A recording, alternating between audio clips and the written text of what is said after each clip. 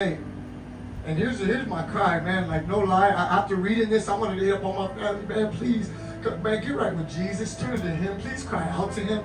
Like, man, just invite Him into your life, man. Because I want to believe one day that I'm going to see you again.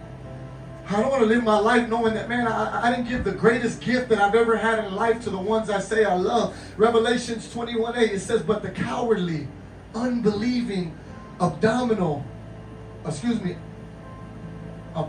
thank you, out of brain fart, murderous, sexual, immoral, sorcerers, idolaters, and all liars shall have their part in the lake which burns with fire and brimstone, which is the second death. People don't want to talk about this verse, and as a lead servant here, I can tell you I don't either, but this is scary.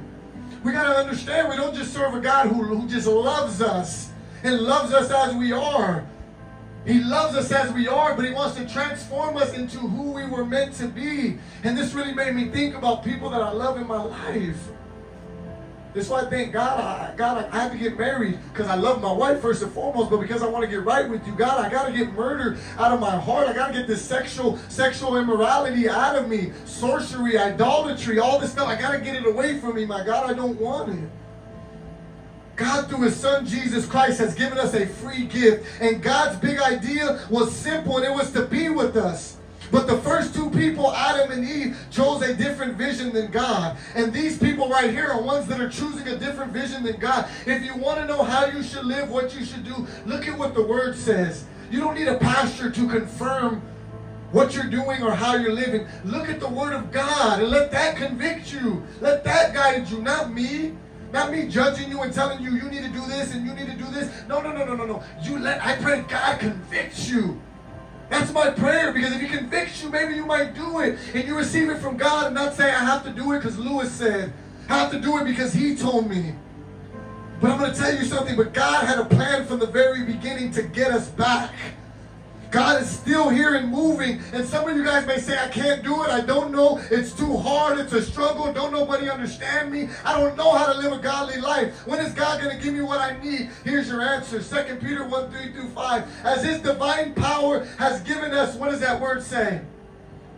All things that pertain to life. And what does that say? That means that as a follower of Christ, we have been given the power to live a godly little g life. It says, through the knowledge of Him who called us by His glory and virtue, by which we have been given to us exceedingly great and precious. What does that say? There's these promises, man. There's these promises that God has for our life.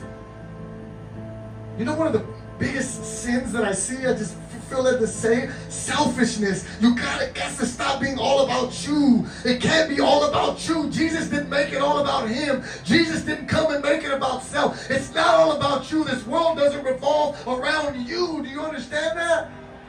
It doesn't revolve around me. It's not about me. It's not about me. We got to stop being so selfish where it's all about us. God has given us everything.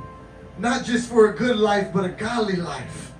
He's given us everything that we need, not just for a good life. I know you want nice things, and I'll tell you something, they will come. My life is testament.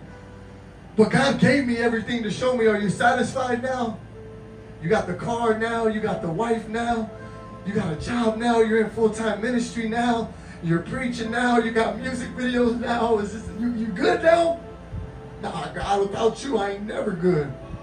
And you got to come to that point in your life where without God, it's nothing. It's all about Jesus. From the beginning, from Genesis, Jesus, all the way through to Revelations, it's Jesus. It's all about Jesus.